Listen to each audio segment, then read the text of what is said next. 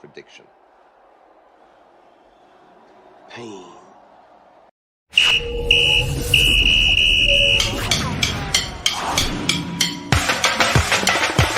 We run the clock, Super 16 is the cream of the crop. College football time of year, don't stop. You're adding this guy. Just another go dome with the courage, heart, skill, and will. Bringing you the best 16, serving up a plate for the football fiends. Breaking the best 16 college teams.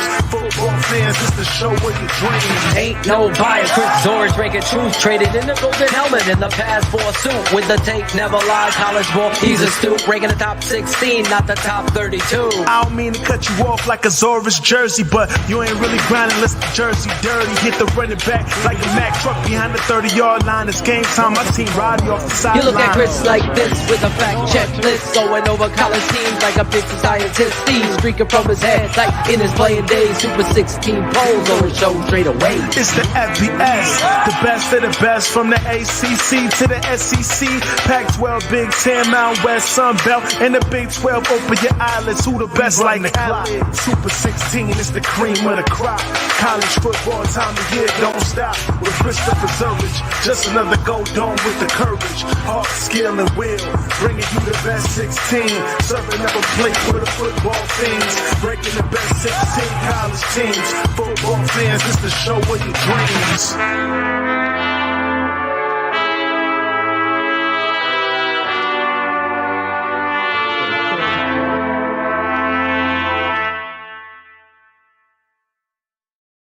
What up, everybody? Hello, this is week 6 of the Super 16 poll show. And we have some really interesting wins and losses this week.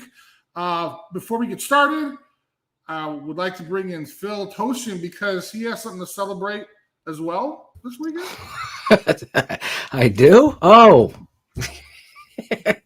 Yes, Iowa beat Penn State. That was good. Might there have been something else that happened? No, yes. The Chicago Bears go out to Las Vegas against the Raiders. Vegas, baby. All that drama going on with Gruden's getting worse tonight, Chris. I got a text from my buddy who's telling me some of these emails that have leaked. I don't know if he keeps his job, to be perfectly honest. You're hearing it here first. Really? It was that bad, huh? Oh, I got to text you because I don't want to put it on the show and ruin the show. But I got to text you what my buddy in the league sent me, as well as Shane also sent me this. Well, he would know. Oh, he's the smartest man. Smartest man. I will text it to you so you can read it. It is bad. It is bad. I love what Richard talked about. He thought the announcer was going to be Hofstra. Bringing back football at Hofstra. I wish. I know the Hofstra alumni are that. But, yeah, let's just be honest. The Chicago Bears go out there. I didn't see this happening, especially with the loss of David Montgomery, the identity. They went in there. Obviously, the Khalil Mack revenge game. You know, everyone points to England when they had that matchup, but that's not like going to someone's house. Sure. And now you're facing off with fans from the Raiders and going back and facing off against Gruden. On top of these comments that came out already, the racial overtones of the comments, now it's gotten worse tonight. I'll just tell you. Wow. But the reality is the Bears took care of business. And listen, I'm fired up still because I want championships. There's too many opportunities that went to waste out there. And you have a diamond in Justin Fields who proved himself when probably the biggest part of that game, making that third down pass to Darnell Mooney. And then all of a sudden, Matt Nagy's conservativeness has to come into the play of quarterback power to the short side. When you can put the game on, let the kid waggle out to the right side, use his speed, give him a run pass. If you don't want to throw and stop the clock, I get it. But you're kicking a field goal either way. there's so many things I will get into on keeping it 100. The Matt Nagy ain't off the hook with me. I know Kyle Brandt's going on a whatever, a diatribe, whatever it's called, diatribe about fans and the city of Chicago. No, the city of Chicago has endured Matt Nagy for 4 years, bro. Let's keep it 100 there. But great win. Now it sets up perfect, Chris. I'll be coming out to Chicago this weekend. Can't wait to meet my boy, Chris Zorich. And we're going to have a big tailgate party in the South Lot pre-game. And then a post-game. Bears Hour Live will be live from the parking lot. Sweet. Post-game. It's going to be sweet. It's going to be a lot of fans, a lot of people from TTNL all coming out to Chicago to embrace the oldest rivalry in football and the greatest one with which you played in. I was very fortunate enough to play in them, yes. I know you took a lot of pride as well when you played in those games because you lived and knew how much it meant to the city and to the fan base. And I don't think that ever should go on deaf ears. I really don't. I really, really, truly don't, Chris. You played real quick. Then we get into the college. And I think it's important because there's a lot of Bears fans that tune into your show. They love you. You are a 3-time All-American, college football Hall of Famer, and you were a tremendous football player in the NFL, no matter what Chris tries to say about himself. I'll give him his due because you were the ultimate. Rudy has a movie, but Chris Zorich was the real underdog that made it into the league and played that game. And that's my true story. So talk about your experience real quick with the rivalry, but what it truly meant to you. Real quick, Yes, right? Real quick. So, being a kid growing up in Chicago, having a chance to kind of see the Bears in the 80s, for me, it was kind of this thing that everybody literally in Chicago did on Sundays, and that was watch the Bears. And so for me growing up, I remember when, and I forgot the name of the linebacker, but this linebacker took Peyton out of bounds, like over the bench, right? So that was part of it. Then I remember when I think the linebacker's name was Wright. For some reason, I remember his number. I think it was 93. But after the play was over, Jim McMahon standing there, and literally the linebacker picked him up and slammed him. Yeah. To the turf. Now, again, these are moments I witnessed as a fan. And so, you fast forward a couple of years, having the chance to be part of that rivalry was just an amazing, amazing experience. And I had a chance I spent 2 years with Mike Ditka. He's the one who drafted me. And kind of seeing him on the sidelines chopping his gum, swearing to all hell, and seeing Green Bay on the other side was great. I had a chance to play against Favre. I think I may have had like a half a sack or 1 sack against them. But it was interesting because understanding that rivalry, and I was still, Mike Singletary was still there, Richard Dent was still there, Steve McMichael was still there. Guys who played during that Super Bowl time, they were still on the team. And so you saw kind of that infectious excitement about this game. And however, there were guys that were like, hey, this is just another game. And it's like, well, yeah, this is just another game, just like ... right? Just like Boston playing the Yankees. Any type of rivalry that you want to talk about, this was it. They were founding members of the league. This was something that was not only special to Chicago, but also to Green Bay. And I will have to say, in order to be a rivalry, you have to go back and forth. So unfortunately, after Mike Ditka, Dane Wannstedt came along, and then that's when it started to be kind of a landslide with Green Bay just destroying us. And then after that, guys were kind of like, well, yeah, this is just another game. It's like, well, guys, it's really not. But then again, a rivalry is you have to beat them. You guys go back and forth, not like 5 Green Bay wins to like 1 Bear win, and then it's 8 Green Bay wins against 2. Exactly. It just got. And then I think what was really telling during that period, and they improved over the years after that, but during that period, I saw a stat, and this is when Favre was retiring. he was playing for the Bears for the last time, and they had a stat that had Brett Favre, one quarterback during his time for the Packers. Favre was, I forgot how many years he was there, but then they showed the exact same amount of quarterbacks that the Bears had during that time. I remember this. It was like 30. It was crazy. And I suffered through like 20 of them. I mean, Dave Wantz, he brought in Rick Meyer. He had Moses Moreno. He had Steve Stenstrom. These are Dave names. Craig. They absolutely, man. I mean, Eric Kramer Cordell was there. Stewart. Steve everybody. Walsh. Everybody. Exactly. Everybody. I mean, like literally, I'm sure somebody has that tape out. It's crazy. There were like 15, 20 quarterbacks during the time that Brett Favre was, which again is very telling. But having the chance to kind of see the fans, understand how rabid folks are about these games, and I think Lovie kind of endured himself in his press conference when he became the head coach, and he said, "Hey, my number one objective is to beat Green Bay," and people love that. I mean, that really is what this town is about. So you're gonna have a blast this weekend. It's not supposed to be that bad outside. I think it's only supposed to be in the 70s, so it's gonna be a great day for a game. But normally, I kind of think those games should be played, in like November. Well, cold, like maybe 30 below. 30 below, little sweat, below, like the steam blowing off your head. Exactly. Like the lyric. So there's this awesome, and I don't have it up, but there's this awesome photo of me sitting on the sidelines during a Packers game. I forgot what year it was, but it was freezing cold outside. And of course, I didn't have any sleeves on or anything, but you just saw the steam come off my head. And then I didn't know this, but every year they have a photo of the year that they present at the Super Bowl.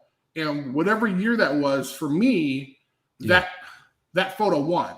Really? And then what was really cool was not this Super Bowl, but 2 Super Bowls ago, I did not go, but I had a friend who went, and he was like, "Dude, Chris, you're not going to believe this." So he took a picture in front of like this 100 by 100 size photo of that photo. Oh, cool. Because they were able to show all the photos throughout all the Super Bowls each year. And that was, I want to say maybe like 95 or 96, but it was amazing. So that photo won that award, but that was from the Green Bay. It inspired a lyric for me. There, exactly. See, who knew? Steam streaking off his head, like in his playing day. See, Super 16 pole. Zorich show straight away. Speaking about that, okay, we have an exciting. How about that for transition? We had an exciting, amazing weekend of college football, and it started a little early on Friday. There was some interesting games.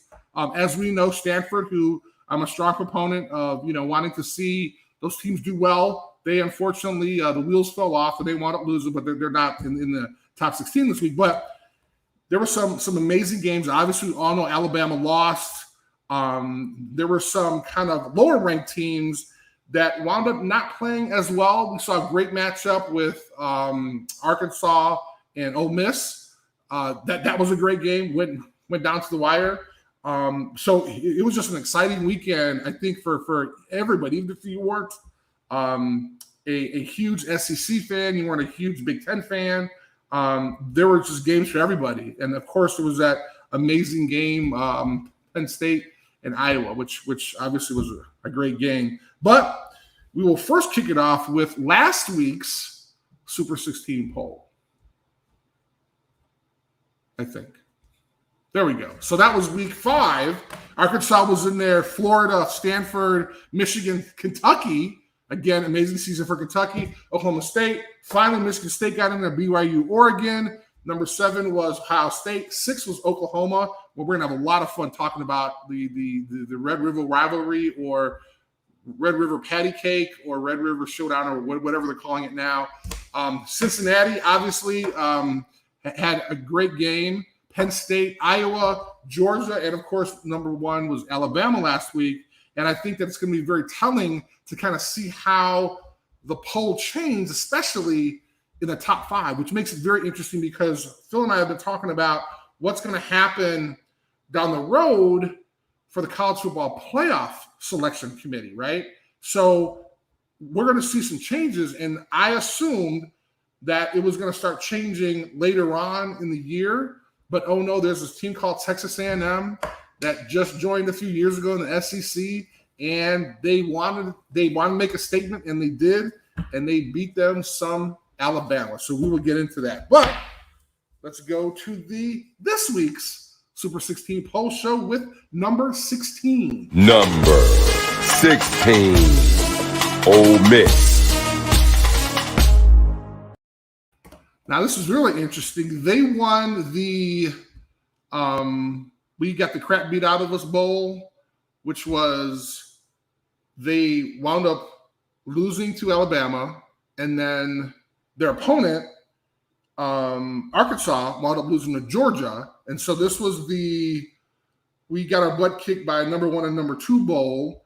And really, I kind of wanted to see this game. This game was in our top 5 because I wanted to see kind of who bounced back best from this game. And obviously, you had a chance to see Mississippi kind of bounce back. Although it was a great game, again, went down to the wire, 1 point, 52-51. But here's the thing now, and I love kind of talking about this because I can do it now, but I could never do it as a player, but you kind of think ahead, right? So they really have a chance. This is Lane Kiffin now. It's crazy-ass Lane Kiffin. He has a chance to honestly go possibly 11-1 or maybe even 10-2. Now, they aren't going to win the division, but he has a chance to really make a statement this year, and it's going to be exciting. And I'm looking forward to the next game, which again is Tennessee. But again, he has a couple of opponents that are lined up. They are going to play A&M, which is going to be a couple of weeks from now, and that's going to be a huge game. But the idea that he's thinking, that Lane Kiffin is thinking that he has a chance to literally go 10-2 or possibly 11-1, I think is going to be really, really interesting. It's funny, Richard talked about the optional defensive bowl. I think that was more in the Red River rivalry where we're talking about where I didn't even think they had a defense on the actual field, but that's something we can talk about later. So now we go to number 15. Number 15, Wake Forest. All right, now Wake who? Right, because that's the same thing I was looking at. I was like, what? Now, y'all know they're 6-0 right now. And actually, quite honestly, the best team in the ACC. Now, who would have thought going into week 6 of the football season that Wake Forest would be the best ACC team in the country? And I'm just doing a quick glance at my Super 16 poll, and they're the only ACC team in that poll. So that's really a tough, man. You talk about having a really rough season, or excuse me, the conference is having a rough season. I'm sure Jim Phillips from Northwestern, who's the new commissioner there, will definitely be turning it around. But when you think about what that means, I mean, that means that there's no Florida State, there's no Clemson. I mean, come on, guys. Let's be honest. I had Clemson in my top 5 in the beginning of the year, and I know Phil was giving me a lot of crap because I kind of kept them up there. But again, it was one of those things where they deserve it because they had that reputation. They had the horses. They had the players. But then all of a sudden, guess what happened? They dropped, and now I can't even see them. So it was a rough one. But again, Wake Forest is in the top 15 in my Super 16. But it's just so interesting because they came out of the blue, which is amazing. And their quarterback right now is throwing over 1,600 yards, Sam Hartman. And it's kind of interesting because they have a chance to kind of enjoy this win over Syracuse because they're going to be on a bye, which I think is going to be interesting because it'll give them a chance to kind of heal up and allow this to kind of soak in. But again, I mean, realizing what they have a chance to do. I mean, obviously, there's going to be an ACC championship. We'll see who ends up in that. But I'm telling you, this is a surprise. I mean, this is the biggest surprise for me of this whole week is that we have a team called Wake Forest that no one knew about that all of a sudden was kind of an also-ran and then now is the best team in the ACC, which is kind of very interesting. So let's move to number 14. Number 14, BYU. Okay, folks, this one was a huge disappointment for me. This was a rough one because they were the second team kind of that group of 5 folks who had a chance to kind of be in that conversation. They were in the top 10 last week, and they're now, when you look at the schedule, it's not that tight, and it's really not that rough, and they wound up losing to an unranked Boise State. Again, you can't do that if you want to play with the big boys. I know a couple of years are going to be moving to being from being independent, which they currently are, to the Big 12. And that's going to be fun. But, I mean, this was their chance, right? So you had a handful of teams that had a chance to kind of at least make a conversation of it, right? So they're going to be the UCF. They had a chance to be the UCF of 2021, which was, hey, you know what? We went undefeated. We're in the top 10. Give us the respect that we need. But that's not going to happen. And again, it really ruined their season, unfortunately. And, you know, you're only talking about a couple points, but when you look at that, they were in the top 10. They could have had a chance to go to a big bowl game. They travel well. Folks in Utah love their football, so folks would have traveled. But I mean, that might be the only thing they'll be looking forward to. They dropped five spots to number 14. So let's talk about number 13 now. Number 13, Florida. Now, this is kind of cool because they had a chance to move up. They wound up beating Vanderbilt 42-0. Again, they're supposed to win these games, but it was kind of one of those situations where, you know, you had some teams losing, and I don't like doing this, but you kind of have to move them up anyway. I mean, there's some teams like right in the middle or a couple spots ahead that now have stayed there after victories. But when you're kind of in that bottom 16 and new teams are coming in, you know, you have to be careful. I mean, you have to really show that you can go out there and win. And again, if Vanderbilt was ranked and they beat the crap out of a ranked team, bam, you know, they're going to get that respect and move up higher, but they only moved up 2 spots. However, they have a chance to really play spoiler in a couple weeks because they have a chance to play Georgia, who obviously is having an unbelievable year. But in order for Florida, and I think, Phil, we talked about this before, we thought Florida was going to do well this year, and they actually didn't. Or I'm sorry, they wound up kind of embarrassing themselves against Alabama, but they tried. They almost beat Alabama. Right. They and almost then beat them. now you're seeing that they're actually, unfortunately, going to have to play the role of spoiler this year. Yeah, it's unfortunate. You know, the quarterback kid who with great size and athleticism ended up getting hurt. Yeah. Yep. So it kind of like threw that momentum off for Florida. But I mean, that Alabama game again is the measuring stick every year. And they were there. Right. They were there. It was a 2-point conversion or something Yep. that they couldn't get. So, but here they are in this situation. And just like you're saying, I agree with you.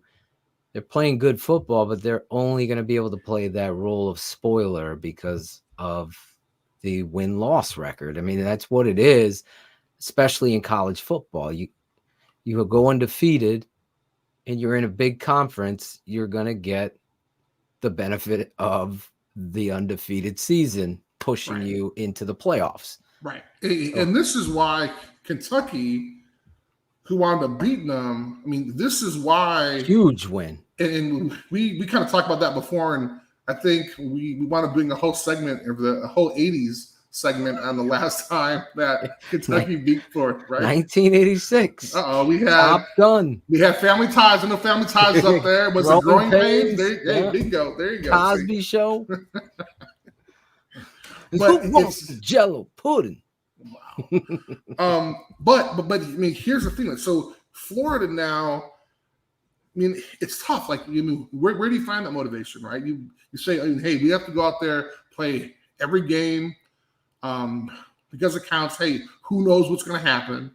But, understanding that, your role now is going to be playing spoiler, and they're going to be playing a LSU team who I think is going to have to go out and redeem themselves because they wound up losing to Kentucky, one of my all-time favorite teams. I'm so excited about the Wildcats. It's unbelievable, man. I can't wait to kind of talk about them. But it's one of those things where we're going to see kind of these kind of run-of-the-mill teams in a Wake Forest, in a Kentucky, are now kind of these. They're the go-to teams. They're the teams that are now playing well, which I think is shocking. Yeah, I mean, that's the great thing about college football.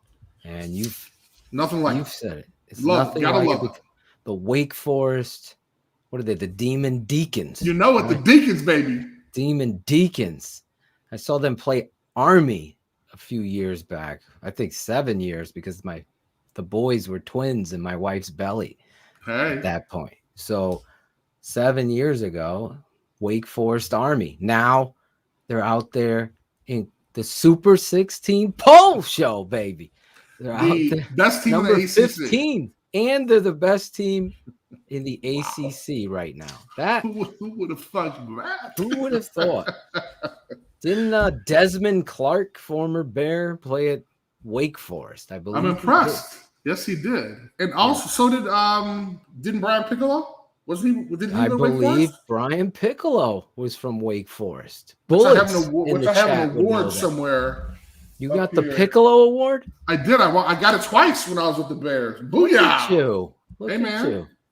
Do you cry at Brian's song? I have never not cried at Brian's song. I mean, it is. But I think what did you say? Thanksgiving. We're going to talk about our top 16 football movies. Yes, football movies that week. That may be number. I'm sorry, I may give it away. Don't spoiler alert. Come on, come on, dude. Don't be the Robin Quivers here. Just giving away the movie. When my first couple years with the Bears, I did a lot with the Brian Piccolo Foundation, and his kids were always involved. I mean, they had 5K races, they had golf outings and stuff. So, like, for a long period of time, I mean, I was really, really involved with those guys, and kind of felt like they were my little sisters, extended family with the Bears. Yeah, and his wife Joy was just absolutely awesome. Let me say this: a lot of people don't realize that Brian's song was a made-for-TV movie. Yes, it was. And then they made a second version of it, and that was so updated. They tried to update it, but it was like, nah, exactly. That's what I was going to ask. You got James Caan and Billy D, man. Come on, man. I mean, come on. Yeah, that is very true, Chris. That is very true. Your poll just got upgraded tenfold. Hey, it's like the Grinch's heart. Well, here's this. I'm gonna try to, at one of the breaks, I'm gonna try to find my my Brian Piccolo Award in a show to you. It's not one of these behind me, so I do apologize about that. All right, let's go to number 12. Number 12, Michigan. All right, go blue for my. I was waiting for that one. For my boy Rick DeLeon, who is a diehard Michigan fan. He's excited about this.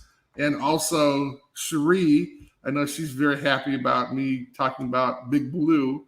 The idea that they were able to move up to number 12. Hey, man, here's the thing, though. So they beat a really bad Nebraska, y'all. I mean, come on now, let's think about this.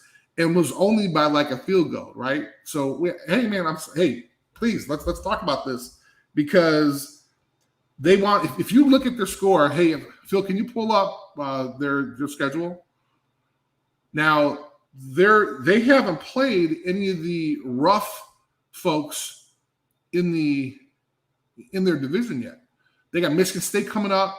They got Penn State coming up. They got Ohio State coming up. So let's take a look at first. They got Northwestern coming. Northwestern, October 23rd. Okay, well, here we go. It may be a game, right? Because you got, didn't Nebraska just shellac Northwestern last week? Yeah. Like 5,500 to 2 weeks ago. Okay. So, but then look at Michigan's schedule. And this is, I mean, I've had a chance to talk to Rick about this. Halloween weekend, the day before Halloween, mischief night.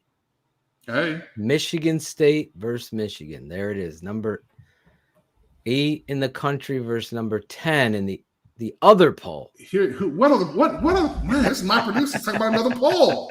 Come on, man. I'm just keeping it. This is whatever. You're supposed to be keeping it 16 and you're not, Indiana. Bro. You're supposed to be keeping it 16, man. You're not. Saria, I need you to November 6th. I need you to come in here and take over from my boy Phil. He might get fired. Indiana, Chris. No, I'm talking about. And then November 13th. Oh, who have they beat? Yes. Western Michigan. They opened up. Okay. Then they beat Washington. Okay. Northern Illinois. Okay. Rutgers. Oh, well then, hey, they deserve to be in the top what? Wisconsin. Okay, so at that time, and Nebraska. At that time, they were coming off something. So I don't know who said 12 really.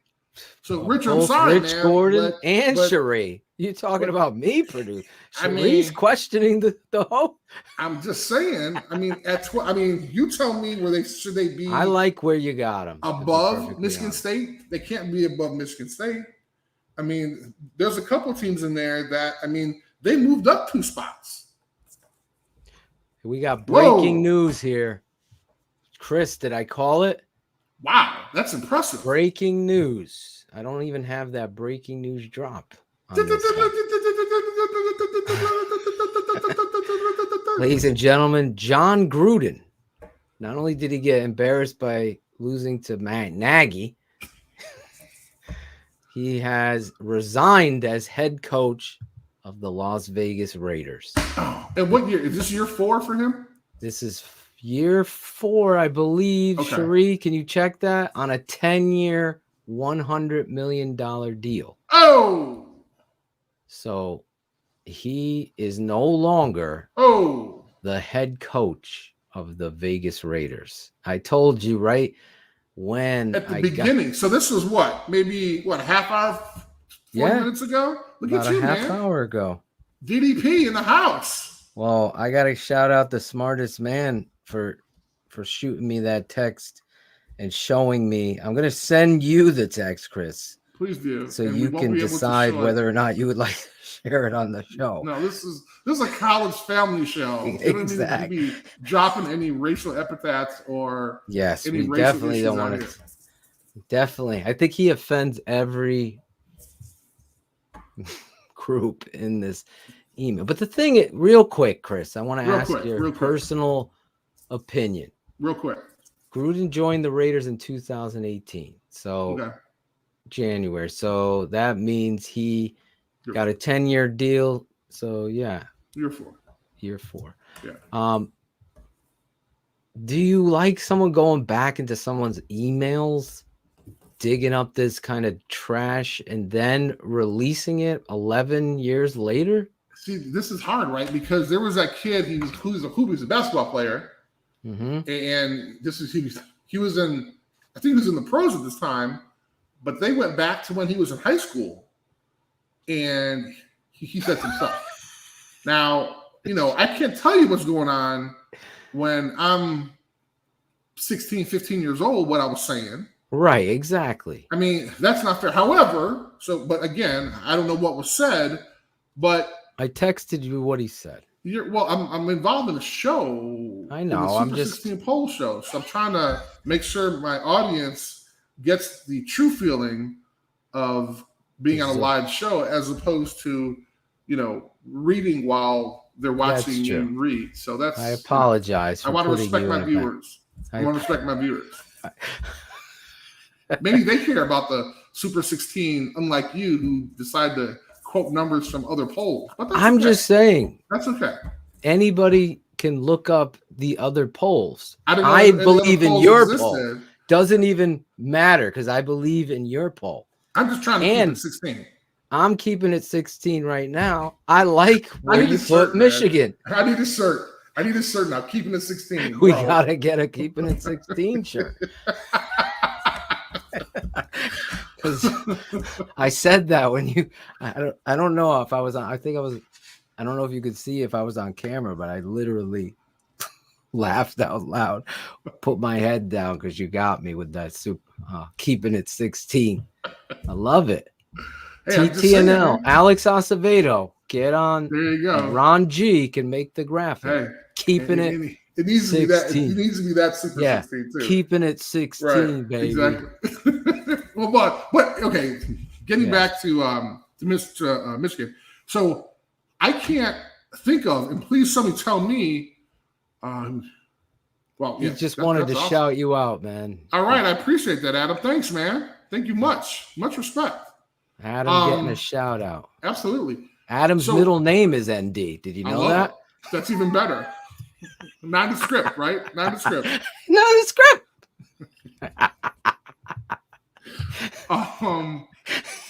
When was the last time, and maybe Sheree can tell us, when was the last time Michigan and Michigan State game was this important? Was this going to be this hyped up? Now, I know it's not coming up, but in 2 weeks it is. So I'm just kind of laying down the groundwork for that. So that's something, our listeners can think about. Remember they got screwed with the punt block return? Mm-hmm. Yep. Oh but I don't know if were they ranked at that time? Yes. Oh, they were going to the national championship if they won that. They would have been undefeated. They lost that game. Oh my God.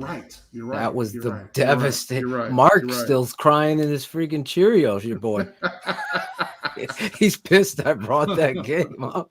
Well, and my boy also gets pissed when I bring up that team that was unranked and beat Michigan when they were 2 or whatever. App State. I'm not even allowed to say the name anymore, so I know he's gonna. Can you shorten it at least? App State. Just getting apps. Just getting appetizers. What are you talking about? All right, let's go to number 11. Number 11, Oklahoma State. Now, even though they had a bye week, God, I look great, don't I?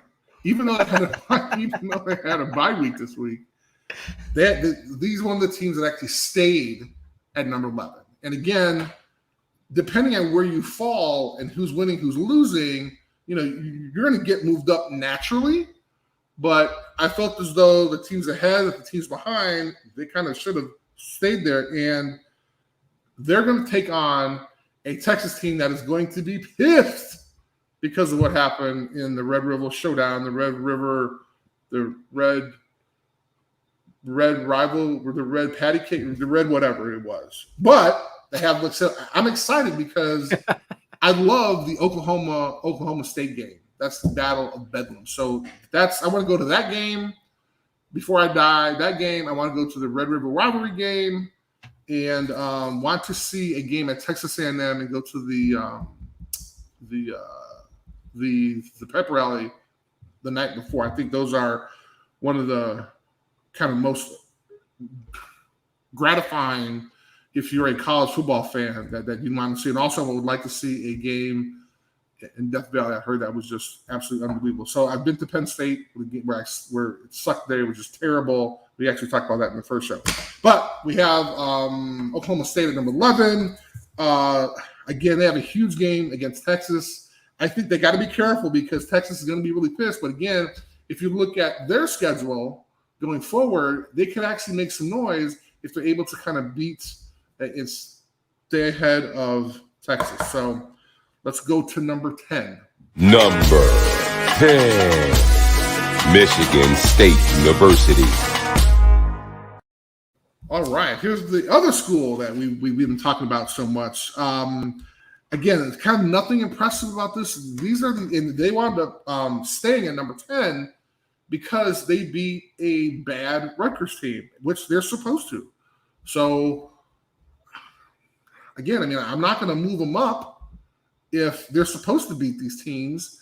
And if you beat bad teams, then, I'm not going to do that for the sake of putting them higher and higher in the poll, which, again, I can kind of talk about Michigan again because Nebraska isn't that great, and folks are excited that they beat Nebraska. So there we go, Tao. I like that. So I am a huge Mel Tucker fan, who's the current coach there.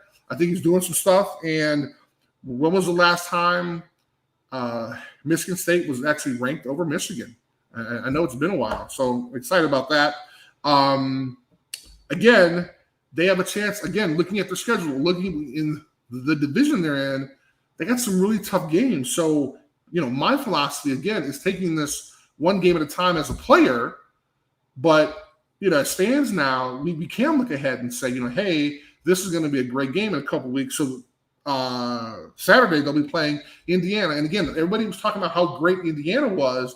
Last year, they had a great, great season. But I think it might be over for them because they kind of captured lightning in a bottle last year and kind of got screwed out of becoming the Big Ten champion. I firmly believe that. And they did not have a chance to go on and compete after that. And they wound up giving Ohio State that opportunity to go on and do well.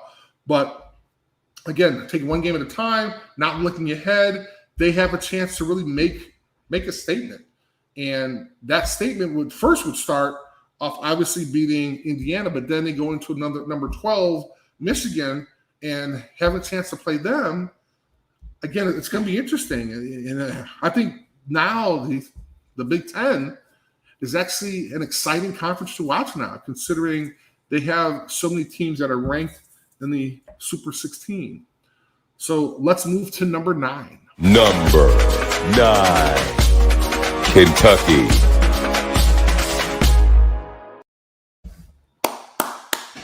I'm telling you, man, I was not a Kentucky fan. I am a huge Kentucky fan now.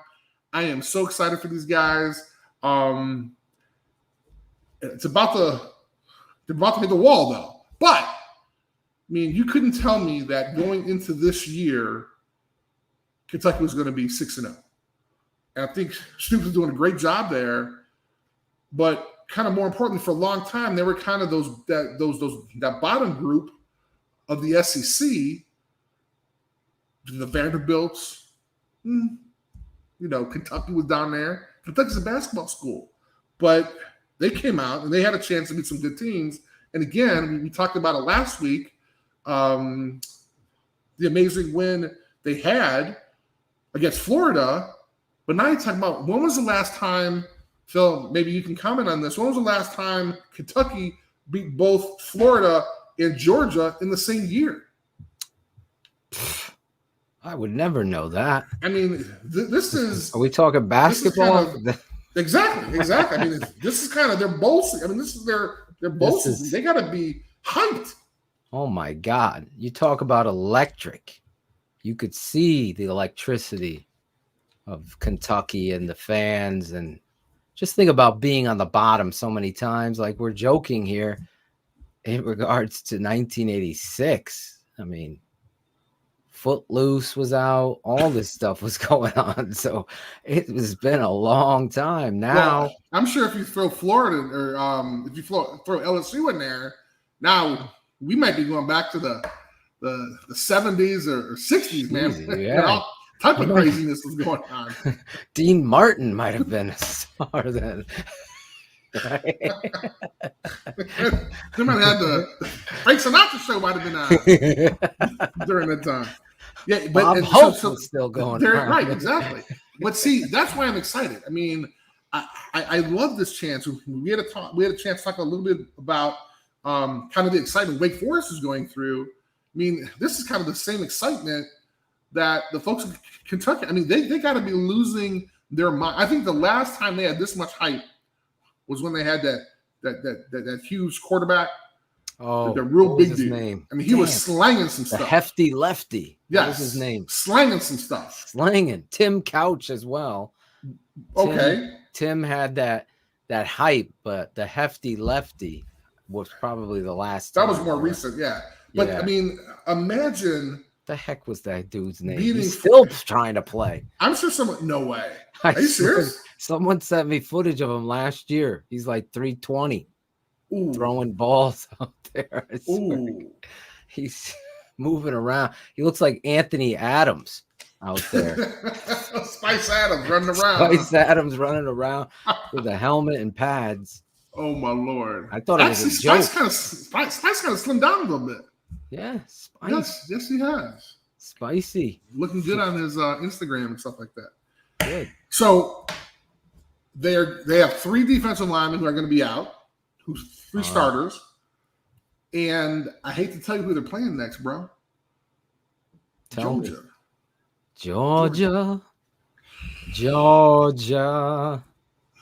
So I think they're going to hit that wall, man. I think now if they hopefully they score, they do a little bit better than Arkansas did, right?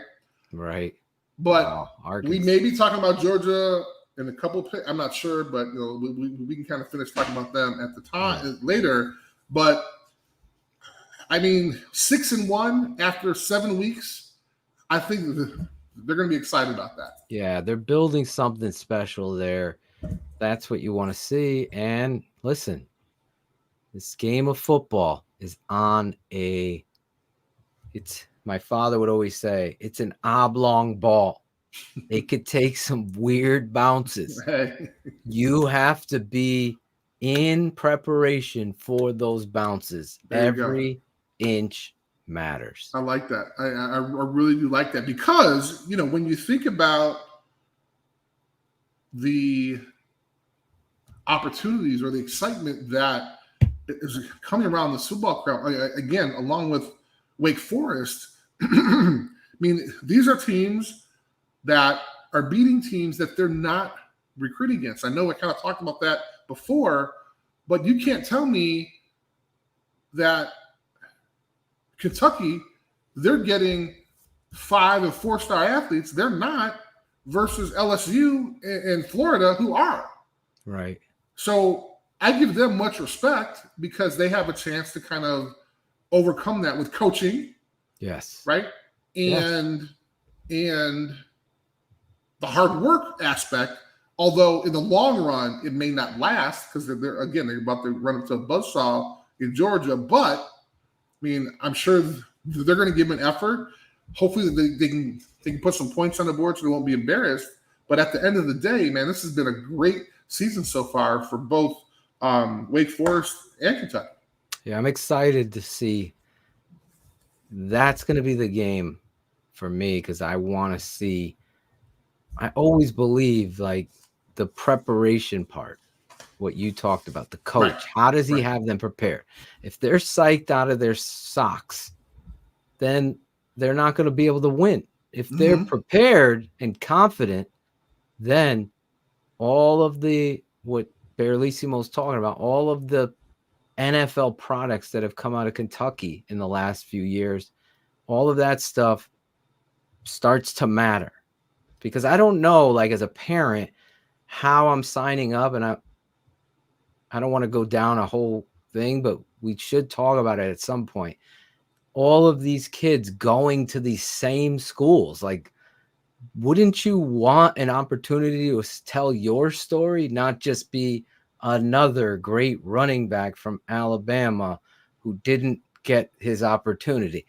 Wouldn't you want to set the stage for your story and go to another school like Iowa or Notre Dame or whatever, if you're 5-star, and make that journey? It's just something that I think we need to talk about at some point this year, because I think, to your point, the reality is Alabama and Georgia have continued success because the next man up is just as good as the first guy. So you might have a team of great guys, right? Yes. One guy gets hurt. Now you're suffering.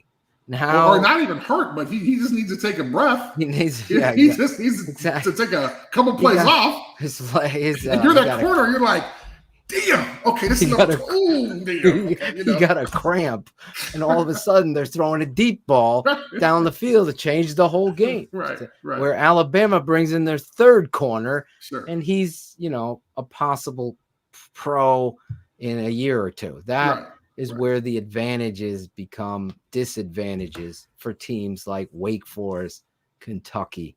I always use, though, this will be my last point here, I always use Army as a perspective for trolls and blog boys, because University of Army obviously ain't getting 5-star recruits. Maybe they don't get 2-star recruits, but they work on fundamentals, technique, pride every time they get in their stance.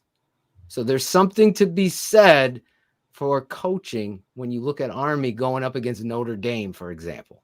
It's not a shot at you. It's just the reality of nobody else plays them, right? Big time school. Absolutely. Well, get into a little fist fight with all of a sudden Army's still in the game. Wait a sec. They're running option down the field on you. Triple option. Been there. Oh, yeah. Yeah, you've been there. Oh, yeah. Like, we're going to kill no, their guard and their tackle seamlessly are firing out, staying low, square. They're like, technique is flawless. They both weigh about 250, and they just jamming me up. Oh, absolutely. That defensive tackle's 325. Stephen Tuitt. I remember this. He's dominant, first-round talent, right? He's getting blown off the ball by the Army guard and center. He's just boom, and they're running belly up the middle out like 15 times. But there's something to be said for coaching. So Kentucky right now, this guy is on fire with this team. It's going to be exciting to see, like you said, because Georgia is honestly so deep. So deep. Lord. All right, let's take a look at number 8. Number 8, Penn State. Okay, for all my Nittany Lion fans, we had a drop of 4, and that was because they lost to a great Iowa team. I mean, this game, Phil, you can jump back in here. I didn't have a chance to see all of it. I saw like a half. It was Big Ten football, bro. And I love it. Oh, my God. For me, as a coach's son and a coach, that was so much fun for me because. How'd your guy do? My guy did great. He was out there. But again, Penn State, they are loaded on defense, man. And their defensive back, that kid, number 1, he is an amazing player. Like, the awareness of that football player is special. But then on top of awareness, he has elite athleticism. But that being said, Chris, we went out for dinner. So we were at a nice restaurant here in Connecticut, in Middletown, a newer place called Sicily. And they had all these TVs around, and the Iowa game wasn't on. They had, I forget, TCU. I go up to the waitress. I go, can you please put the Iowa Penn State game? She disappears for like 20 minutes. I'm watching this stream of the game on my phone with my wife. I'm like, this stream sucks, number 1. It keeps freezing. So it's like, he's back to Penn. And a first down. And I'm like, finally they got it up, and I was able to continue to watch the game because got it. Happy wife, happy life. Oh, absolutely. We had to go out for dinner, and I was like, that was the one game I was looking forward to. But I ended up seeing it was just obviously the Penn State quarterback getting hurt affected the whole game. But that Iowa defense, they lost that corner too. That kid, that's going to be a hurt. The kid Moss at Iowa, he's a special talent as well, that kid Moss. But what a game. Like you said, if you love football, like all of it, Iowa Penn State was a old school smash mouth action game, getting the eye, 2 tight ends, waggles going on. It's like, I loved it. Traps. Had a little something for everybody. But I actually was not able to see the game I mentioned before, most of it, because I was fortunate enough to go to the William and Mary Tribe football homecoming where they beat Albany. Really? So that was fun. And the reason why we were in the area is because we had a chance to kind of do some stuff with Coach Holtz, some of his former players. Oh, and really? so having the chance to and he actually coached at William & Mary way back in the day. And so it was real cool. One of his players, Joe Montgomery, is now the chairman at William & Mary. And he's done some amazing things there. So he kind of invited us back to kind of have a chance to hang out and experience what William & Mary football was like. So I had a chance. They had a chance to get away with the victory. It was their homecoming. It was great. Mike London is the head coach now there, who was actually used to be at Virginia for a little bit. Right. Former Bear Robert Green from William & Mary. Also, Mike Tomlin, they have a current player. Yeah, no, they have a current player actually on the Bears. Really? They were talking about him. Yes, he's a special teams guy. Really? And I think he might be on year like 5 or 6 too, from William & Mary. Wait, they were kind of pumping him up. DeAndre Houston Carson? I think it might be. Holy I think he is from William & Mary. There you That's go, man. right. See, look at that, How man. did I forget that in my head? I'm throwing out Chris, Bear stats? What? You brought it up. And what? I got to admit, David Montgomery is probably my number one player on the team. I would assume so, yeah. Houston Carson is my number 2. Really? Yes. There's just something about Houston Carson. The ultimate professional, always in the right place. Nice. The complete underdog. Okay. Every time he's out there. Even this game, he had the interception. Yeah. Yep. A tremendous that interception, I don't think people even appreciate. The receiver has his hands on the ball like he's going to catch it. Right. He comes slick like Orange Juice Jones back in the day. Comes right through, steals that cat. This guy, he needs Eddie Jackson should be sitting. Houston Carson should be out. I know the politics. That's where politics are. But shout out to William & Mary College. Houston Carson. I'm a big fan of that football player. Go try. But it was cool because he had a chance to kind of see, I had a chance to see personally kind of really kind of how another football program operates and kind of the operations of it and stuff like that. It was a really good time, and fans out there are just as rabid as they are at any other school. So that was great. Penn State will have a bye, and then they'll have a chance to kind of lick their wounds again and hopefully take it out on Illinois. So Brett Bielema is going to have a rough time with a wounded Nittany Lion Penn State team. So let's go to number 7. Number 7, Oregon. Okay, I know we talked about this last week. Oregon was on a bye. And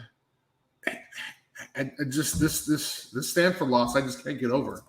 And that really was a chance for them.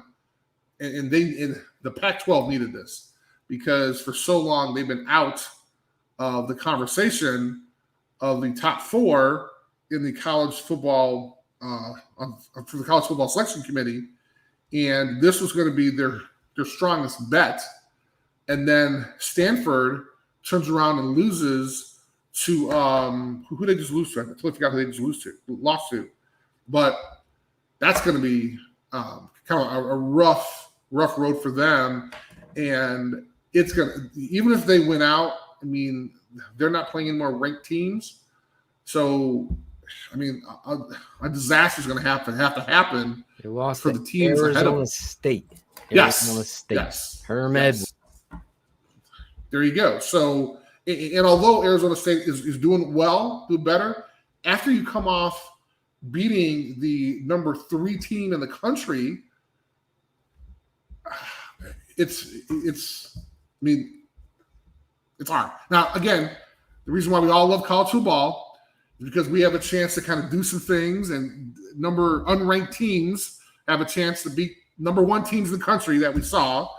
But again, this is why we like college football. But there's just some opportunities that are just kind of too perfect, and they've been kind of waiting in the wings for so long. And this is going to be a chance to kind of prove themselves, and they are not going to have that chance to. But they're have a chance to redeem themselves. They're going to play, I think, maybe a 2-3 team or 2-4 Cal, or maybe a 1-5 Cal right now. But it's not going to be a great game. They wound up moving one spot again just because the folks in front of them had some losses, folks behind them had some losses. They did not play at all, had a chance to move up one. I'm kind of firmly against that, but I really had a hard time trying to keep them where they were, and kind of add these other teams. So let's take a look at number 6. Number 6, Ohio State. All right, the Ohio State University had a chance to move up one spot, and after they demolished Maryland 66-17, again, one of those situations where these are teams they're supposed to beat, but at least they're actually doing it. Again, it's a really controversial issue. Some folks say, why are you doing that? Why are you running up the score? I mean, at the end of the day, these are plays that the coaching staff put in for this game. They want to get kids on tape. They want to give kids an opportunity. Having a chance to play against another opponent that not in practice. Maybe your second or third team guy doesn't get as many snaps, as many reps. So now they have a chance to. So I am firmly for these teams going out and beating these teams. And if they score, they score. Now, granted, I mean, if it's, a couple seconds left in the game and you're throwing bombs to win the game and the score is 66-17, whatever, then that's not right. But having a chance to go out there and compete, but at the end of the day, your players are competing as well. And so allow them to go out there and do what they do. Allow the second, third team guys to get some snaps, know how it is to be in game situations and play. And you will be very surprised, which I'm sure a lot of folks were there. But again, Ohio State, this is a team that they were supposed to beat, and they beat them soundly. They have a bye week, and then they're going to play Indiana. This would be kind of maybe Indiana can get hyped up for this game, but just one of those games where I think Indiana got a raw deal last year, and Ohio State wound up stepping in and taking over for them because the Big Ten decided to change rules literally like not even mid-season, but like toward the end of the season. The whole controversy was you're supposed to compete in 7 games, and Michigan wound up having a COVID case, and that was going to be Ohio State's 7th game. So they wound up only playing 6, and then they wound up advancing to the Big Ten championship, which they should not have been allowed to. So that's my 2 cents. But again, if you're putting up the points, God bless you. Let's move to number 5. Number 5, Oklahoma. Oh, my Lord, Phil, we got so much to talk to about this. So much. My Lord, my Lord, my Lord. First of all, the excitement, the pageantry, the Texas State Fair is where this game is played. You cannot get any bigger than this game. Outside of maybe the national championship game, I mean, there's 7,000 plus in the stadium. So loud. You got the fairgrounds out there, the energy, the rivalry, and then you saw Texas take that lead, and you're like, this is going to be a blowout. They benched. First of all, they do not play defense. Yes. They benched my guy, who I thought had a chance this year, who I know you talked about a little bit. Yeah. But Spencer Rattler. Character always, the cream always rises to the top. I have a couple of stats here that blew me away. I didn't see this kind of during the game. I saw it, but really didn't pay attention to it. I read this later, wanted to write them down. So Caleb Williams came in. Oh, this is crazy. You know about to talk about that? I mean, these stats are just absolutely insane, bro. The fact that he didn't play high school ball that year or something. Here's the thing. How do you sit a Heisman Trophy candidate? I mean, he won one game for you last year. Yeah. And coming into the season, he was again one of the front runners for the Heisman. Yeah, he was. How do you sit him, keep him down? But then here it is. So this kind of blew me away. Spencer Rattler 31 plays, 151 yards, 1 TD. Caleb Williams, the guy who came off the bench, 50 snaps, 511 yards, 5 touchdowns.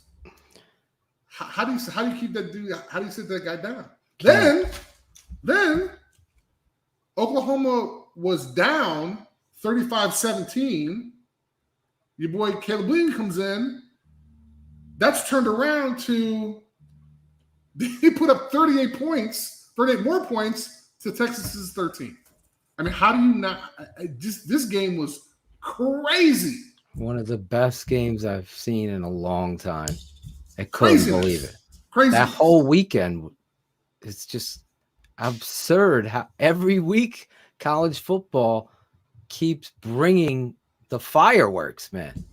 It is amazing. I mean, you think something's going to happen. Yeah.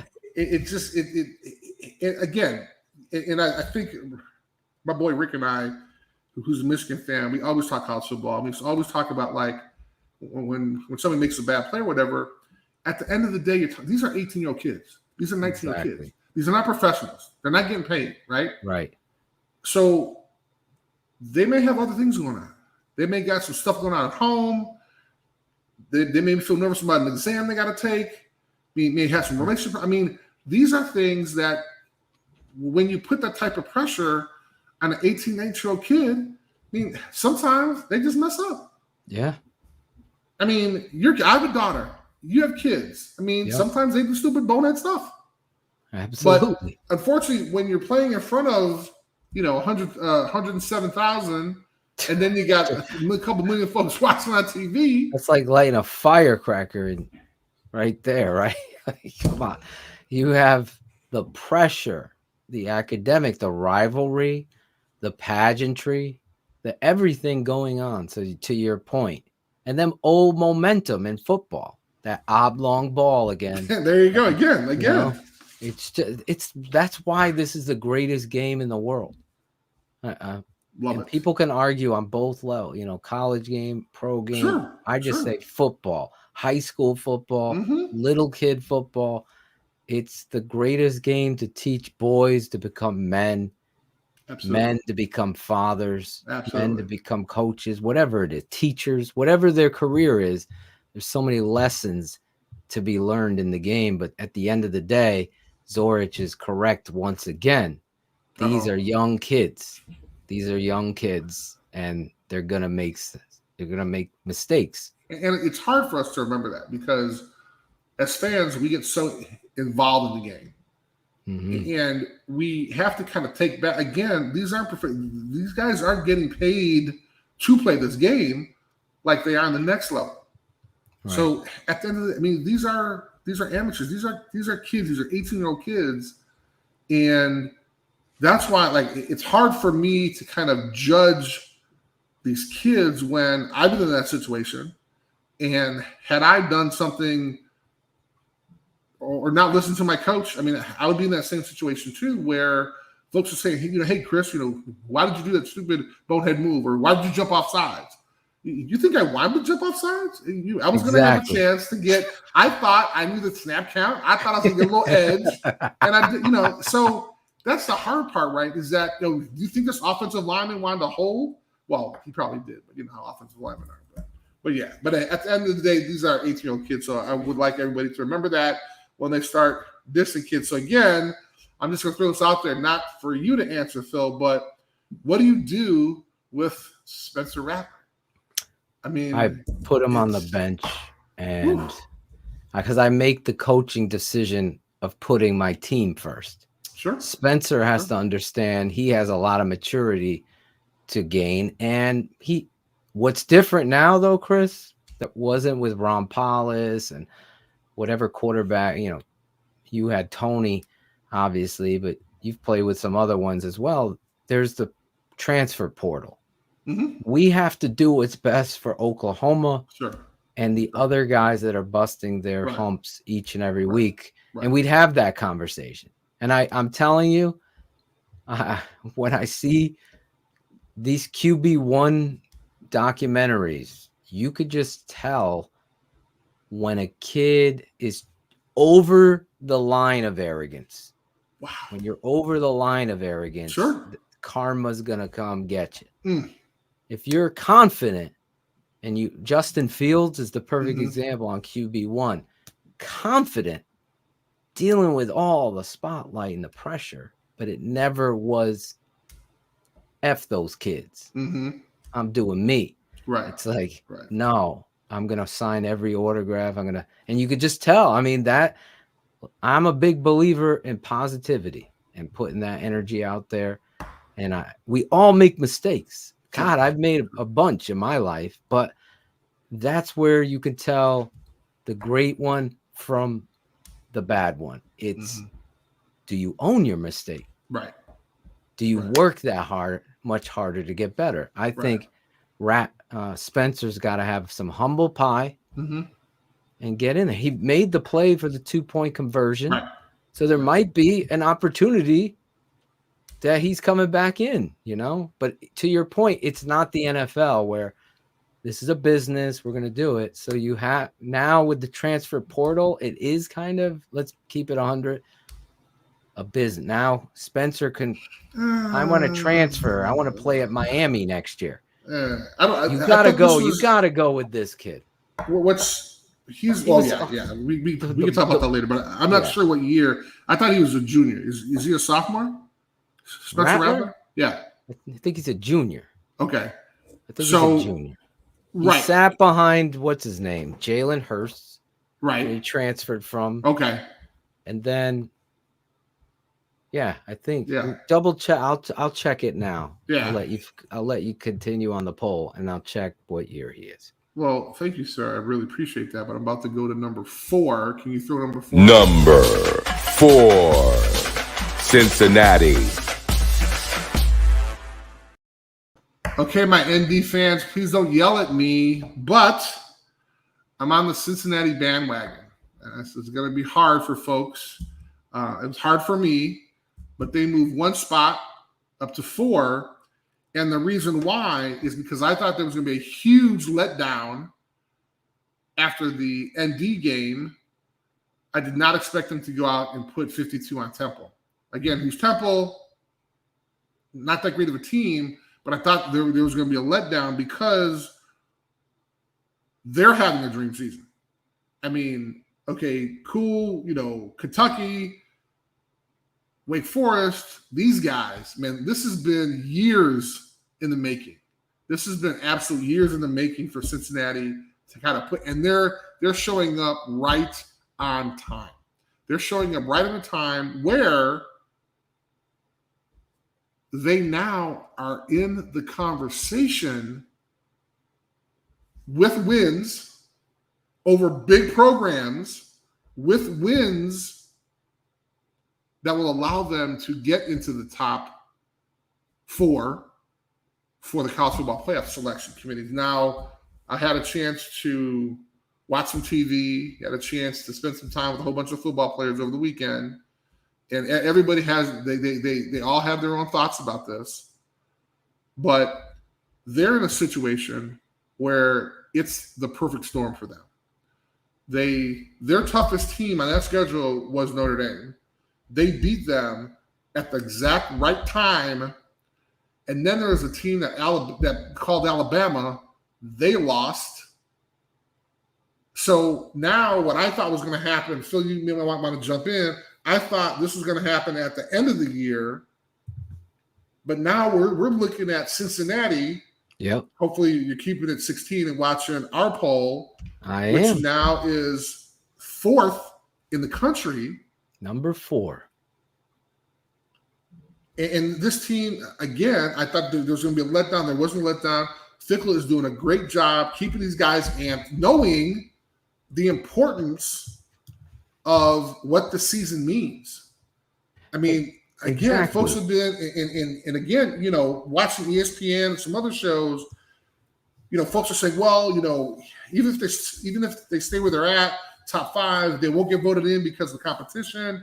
Look, these guys have they've done everything they're supposed to be doing in order to be considered for the college football championship.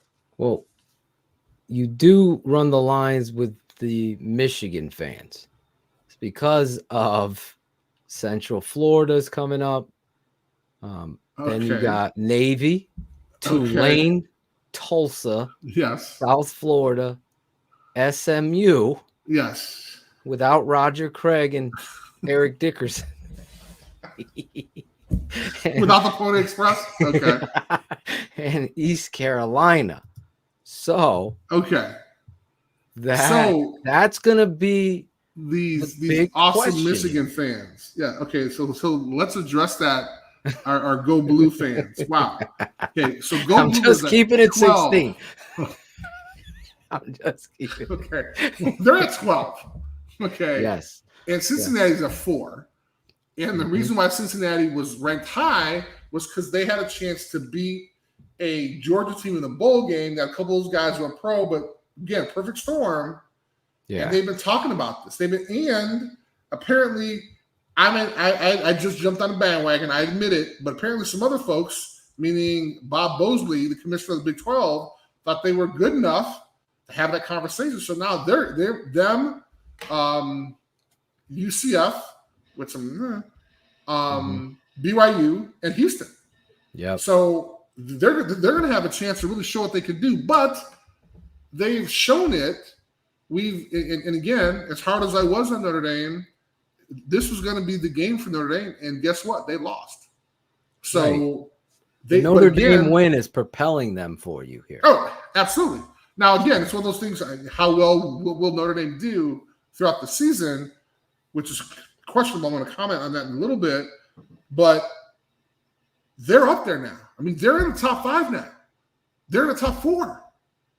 And let's kind of talk about, again, I thought this was going to happen later, but there still has to be an SEC championship. Right. So we may see a Georgia or Alabama go down. There still has to be a Big Ten championship. We may see Iowa go down when they play possibly Ohio State, which they probably will. And if Ohio State doesn't move up there, they're still kind of low. So a lot of stuff can happen. I just didn't think it was going to happen this soon. I didn't know I was going to jump on the bandwagon again this soon for Cincinnati, but they've done everything they've asked and more. So I think Fickle and that coaching staff, they're going to go on and they're going to keep dominating the teams that you mentioned. They got UCF coming up next. Yep. But they're going to keep dominating these guys, and pretty soon everyone's going to say, you know what? They're putting up the numbers. Now, I mean, it's going to be a different story whoever they play, but just the fact that they are getting there is a huge, huge deal. Huge deal. Yeah, I'm going to push back only on the remaining schedule.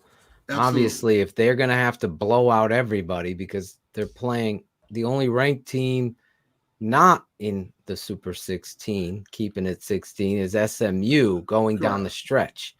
So they're going to have to continue. Obviously, you love their quarterback and the explosiveness of their offense. That is the difference. How this, though, we've lived this. You've lived it more so than me.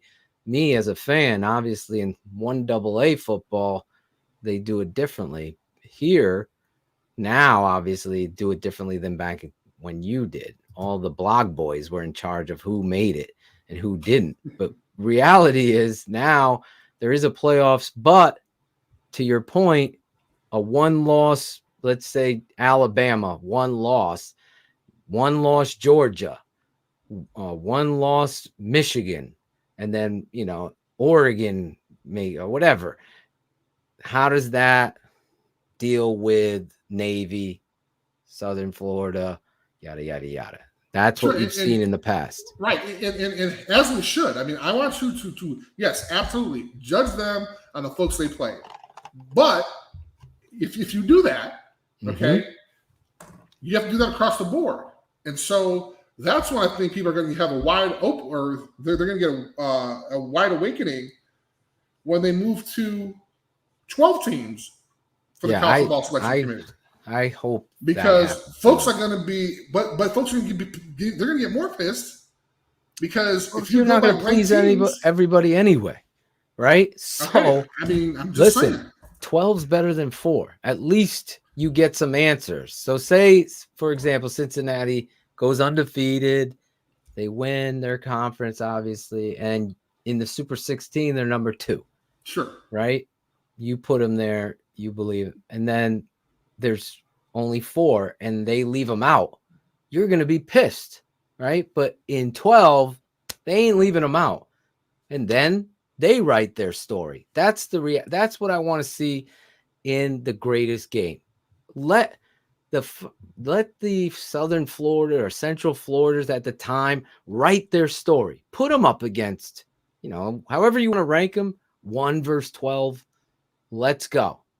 Because we've seen App State beat Michigan. We've seen, sorry, Rick. I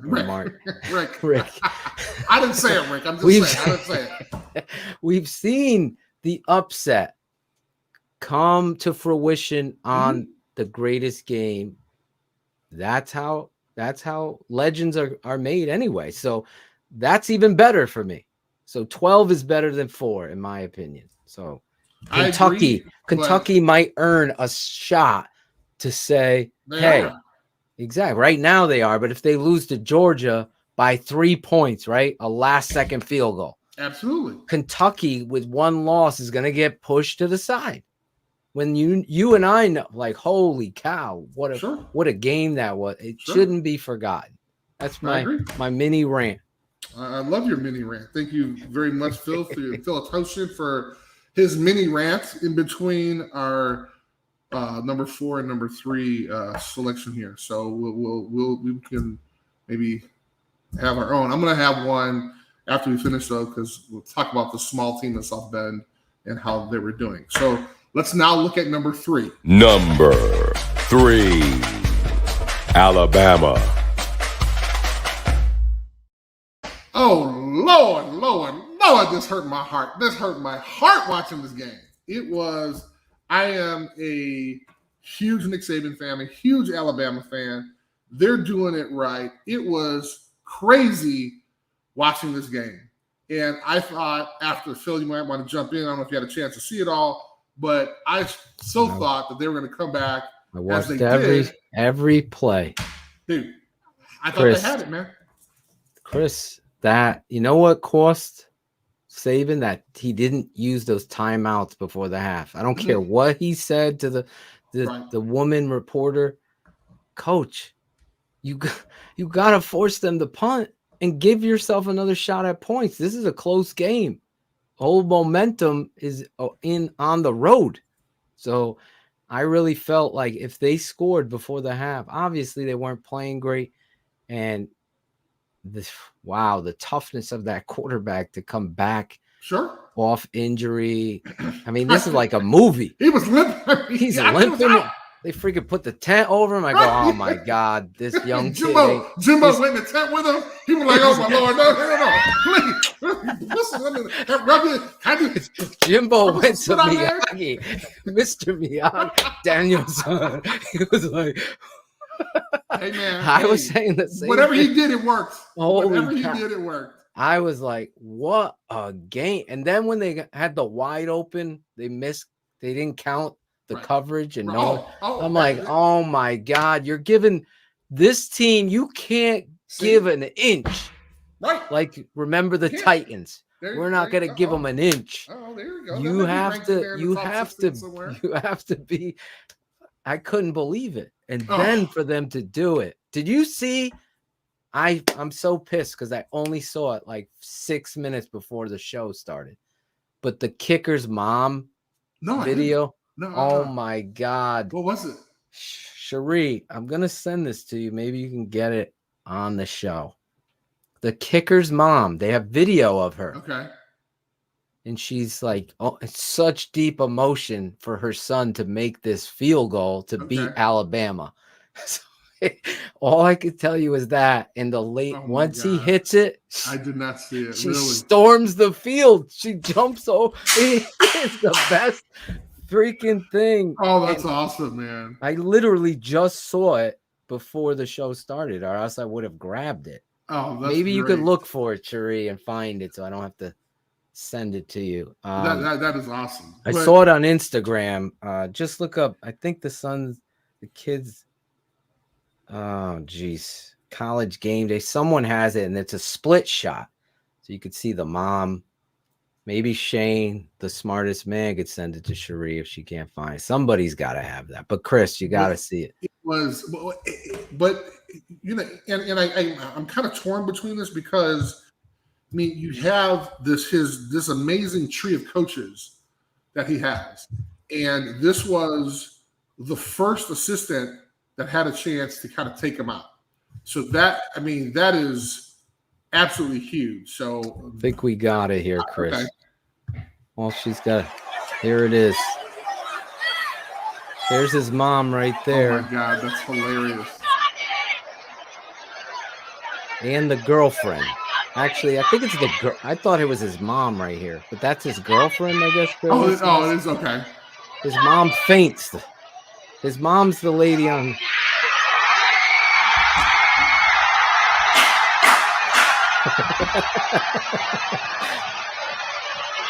Now watch. She takes on. That's the girlfriend. That's the girlfriend. Okay, all right. That's the girlfriend. I thought it was the mom. That's hilarious. Awesome. Hey, man. Thank you, Cherie. Hey, well, that's I'll what tell it's you, all about. I went after that. I mean, you know, she better enjoy that because he's going to be a popular dude on campus for a while. That is legendary status. But again, having a chance to kind of look at Nick Saban, what he's done, he's going to turn this around. I feel sorry for Mississippi State because he's going to throw up, if you can, 100 on them. But this is this crazy kind of coaching idea. I bet at the end of the day, he's okay with this because his kids had to wear that number one tag on their back for such a long time. Now he can use more motivation. Now he can motivate them in a different way in order for them to be successful. They're not going anywhere, but I think when you have a chance to be a team like Alabama, have that understanding, the discipline, the structure, maybe they needed this. And again, I'm pro-Alabama. You guys might think I'm crazy, but sometimes coaches need to throw something in the mix.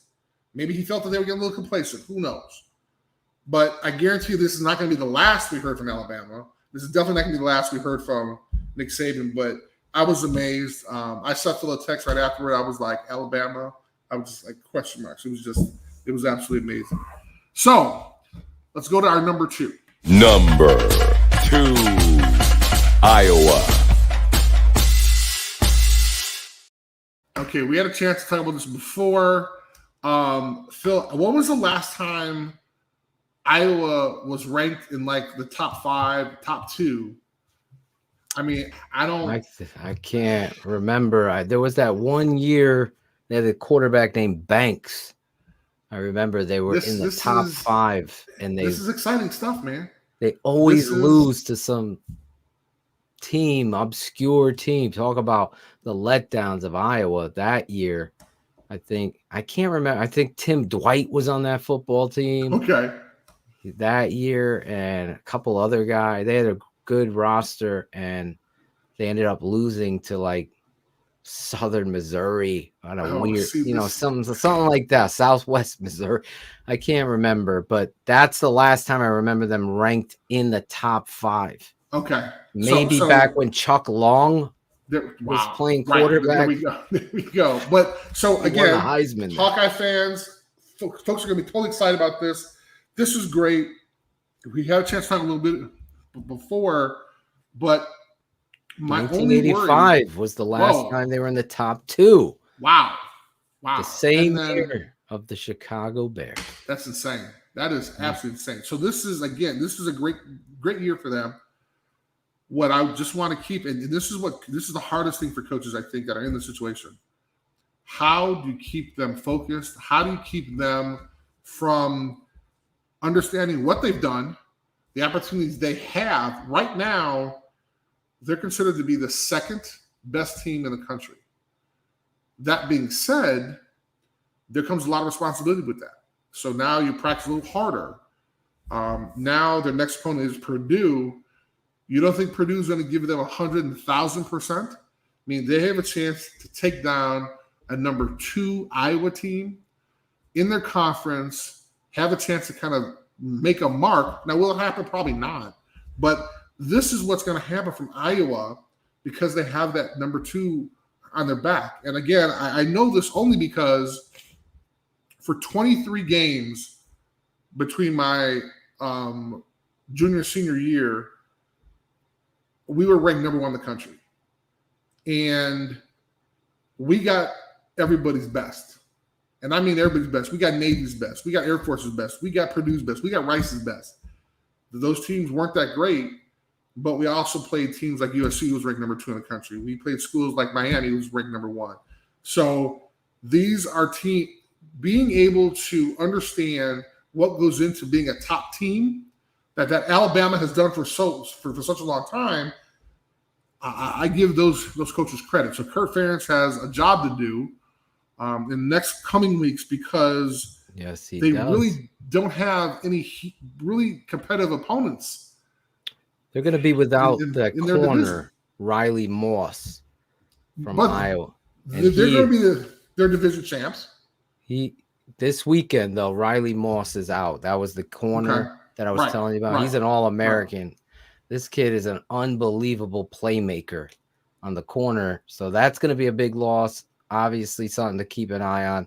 He suffered the injury after he had an interception. He was celebrating, and then all of a sudden, so I don't know how serious it is, but he's definitely out Saturdays. It's a huge responsibility. I wish them the best. Obviously, love Big Ten, love the Midwestern football. So it's going to be, I'm excited for them. My neighbor Nelson is a huge Iowa fan. Like all of his kids went to Iowa. He's paid a lot of money in tuition to go to Iowa. So I feel for you, Nelson, but I'm also very, very excited for you. So that's great. So let's move to a new number 1. Number 1, Georgia. Lordy. I did not see this coming so soon. Before I even start, their defense over 6 games has only allowed 31 points. I'll say that again. Their defense has only allowed 31 points over 6 games. I'm not that smart, but 6 goes into 35 times. So, I mean, they literally are allowing teams getting 5 points a game, and there's a couple of shutouts in there too. So that's extremely impressive. We're talking about a very stout defense. More importantly, they're doing it consistently. And this is what we talked a little bit before, Phil, when Florida almost beat Alabama. Yep. Georgia beat I forgot who they played that week, but they beat them soundly. And really, this is what you want to contend with. And I told you last week, it was almost 1A, 1B. Right. And I was right there on that edge, man, because their defense has shown up. They've done what they're supposed to do, but I mean, allowing 31 points, that's huge. And their offense is rolling. Exactly. Of all people, defense wins championships. If you don't let people score, you don't lose. It's as simple as that. I mean, yes, sir. I can't keep it any more 16 than that. And the reality is, when you look at their schedule of who they've played, let's go back and look at some of that. So obviously, there's some ranked teams. That's a definite possibility. But again, when you look at it, I mean, right now, I don't think Alabama can beat Georgia right now. Yeah, maybe I agree. We may see something else down the line, but this Georgia team is real. They spanked Arkansas, where me and you were like, listen, this is exciting. Similar to Kentucky, how we felt about Kentucky Sure. going into Georgia. Right. You were like, Arkansas has a chance. They beat them 37-0. Nothing. Then they come back against a good team in Auburn, 34-10. Now they play Kentucky. Now you get to see, who Kentucky is. But clearly they've been the belle of the ball, in my opinion. Then they play Florida, Missouri, Tennessee, who's playing great football. This dude's got those guys playing.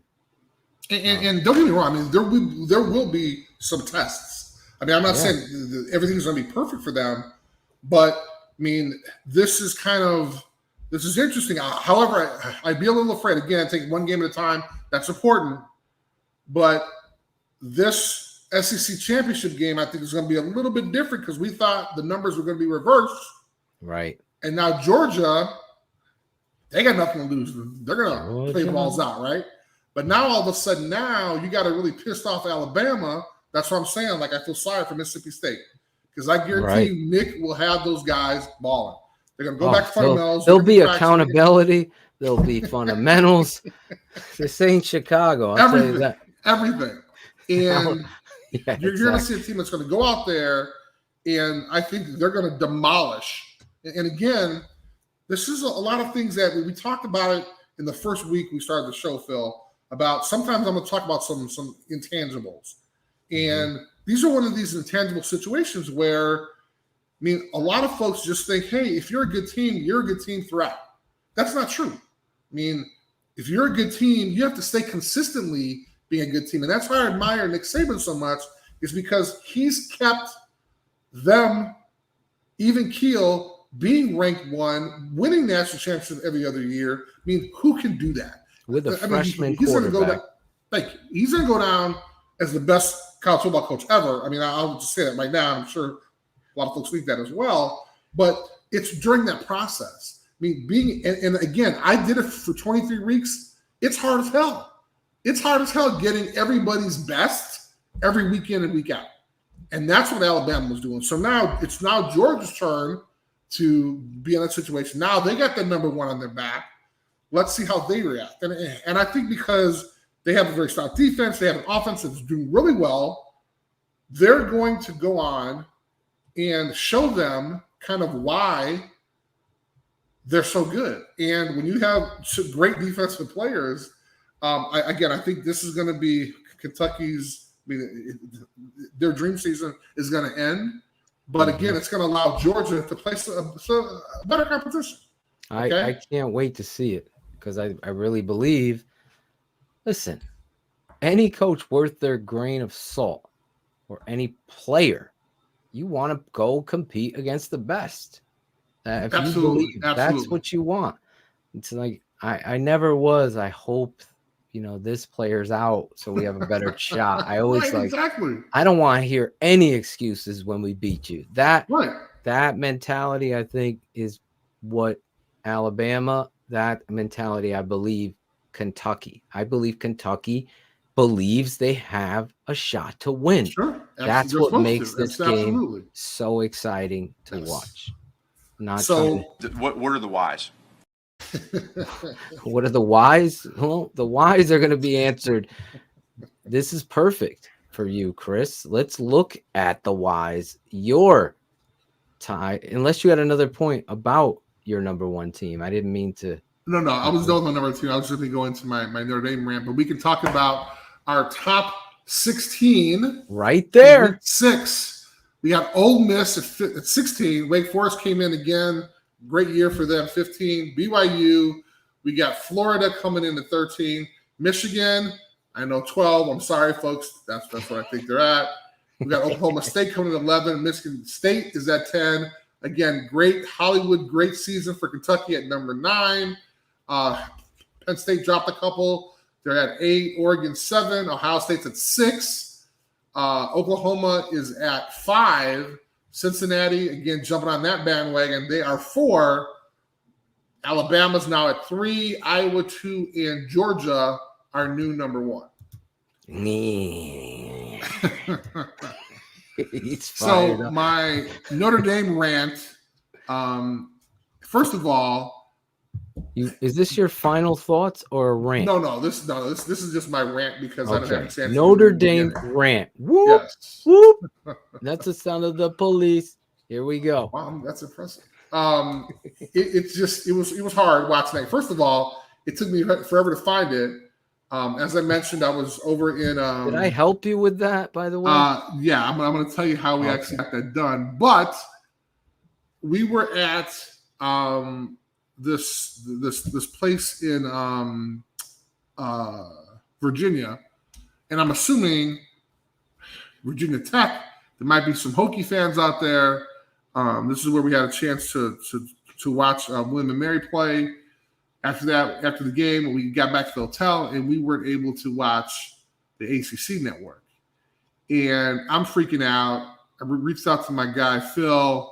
Phil got me up in this bootleg, some kind of a bootleg something where I was able to watch the game, but I was watching it on my phone because I didn't have like an app where I could throw it on my TV or whatever. But anyway, it was hard watching the game like that. But again, folks, I mean, you're moving quarterbacks in and out. I'm not a fan of that. And I think at the end of the day, Cohen wound up coming back in, winning the game. And I just think that it's hard to watch as a former player because, I mean, everything from the O-line, which again, that's where some of the issues came from. But we're supposed to be dominating these teams that are just average teams in the ACC. And quite honestly, as much as I love kind of Wake Forest run here, when Wake Forest is the best team in your conference, I mean, guys, we're supposed to be beating these teams. And it's hard to watch when I did have a chance, especially hard to watch on your phone for hours, but that's a whole different story. Thank you, ACC Network, for not being everywhere in Virginia. But it's frustrating. And although I'm sure they're going to win out, they're going to need every single play they can get. They're going to have to be perfect, quite honestly, throughout the end of the year. I don't see that happening. There's no way we should be, winning games in the last seconds of games. I'm going to go back before. When you recruit the same teams, I'm expecting competition. When you don't recruit the same players, you should be dominating them. When a team with lesser players is able to stay in the same room with you, when they're keeping the score close, I mean, whose fault was that? That's rough. So that is my Notre Dame rant because they are not in my Super 16. So for the Notre Dame fans who were waiting for that, thank you very much. I saved it for the last because it was a hard pill for me to swallow, even though I watched it on my iPhone. So thank you very much, Phil, for getting me the bootleg version. I do appreciate that.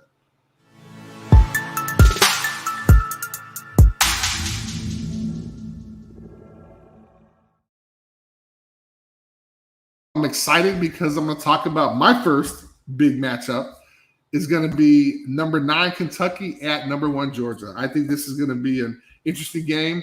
That and the fact that it's the only ranked game that they're going to top 10 ranking game next week. But I think Kentucky has a lot to prove. Again, I think it's going to be kind of a lopsided win, but I think Georgia's for real, so it's going to be interesting. Number 2, I have USF at Cincinnati. Again, jump on the Cincinnati bandwagon. I thought there was going to be a letdown. There's no letdown. Luke Fickell's not letting these kids rest on their laurels. He's going out there making them practice. I think they're going to win out. But the next game up is USF. They got to go prove themselves. They're going to throw a ton of points up there, and we're going to have a chance to kind of see where they stand. Now we got number 3 Alabama at Mississippi State. I feel sorry for these guys. I'm sure there was kind of a pick after the game with me who's going to play, who wants to play Alabama after they got embarrassed, right? So unfortunately, it was Mississippi State. think it's going to be a good game. I want to see how Alabama's going to bounce back. I mean, quite frankly, we're going to see how well he's coaching, Nick's coaching, and what's going to happen. I mean, this could be a make or break situation. Again, I think they're going to roll on Mississippi State. We're going to have a chance to see. My fourth game is going to be Texas A&M and Missouri, and I'm sure Texas A&M, like, people are like, what? Wait a minute. They took down the number 1 team, and they're not even in your Super 16. But you have a philosophy of if you beat a ranked team, you deserve to go in. I do believe that, but they have to be good teams. If you take a look at the teams I've talked about before, like a Stanford, went in there, did some stuff twice. They hadn't lost these games yet, but if you look at Texas A&M's schedule, they weren't that good, and they lost to 2 teams that weren't even ranked. And I'm sorry, I think one of the teams are ranked. I forgot who it was, but I think it's going to be a good game to see how they bounce back after beating Alabama. If I was Jimbo, I would sit the quarterback down and make sure he's ready maybe for the second half. Let him get to the rehab. He went and did a yeoman's job out there. He proved to you not only does he deserve the starter, because their starter went down earlier in the season.